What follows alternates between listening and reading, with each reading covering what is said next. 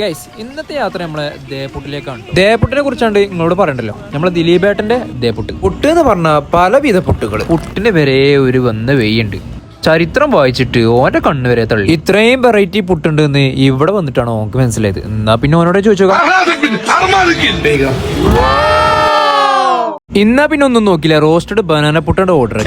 പുട്ട് ഇതൊന്നല്ല പുട്ട്. പുട്ട് എന്ന് പറഞ്ഞാലും ഞങ്ങള് സ്വാതന്ത്ര്യ സമരത്തിന്റെ സമയത്ത് ഞങ്ങള് കുറെ ആൾക്കാർക്ക് പുട്ട് വേണ്ട.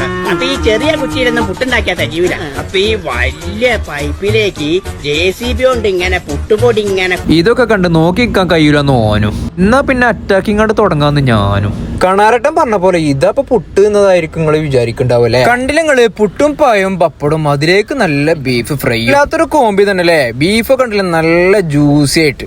എല്ലേലും ചൂടുള്ള സാധനം ചൂടോടെ കഴിക്കാൻ വേറെ ടേസ്റ്റ് ആണല്ലേ. കണ്ടിട്ട് തന്നെ നിങ്ങൾ നോക്കിക്കാണി.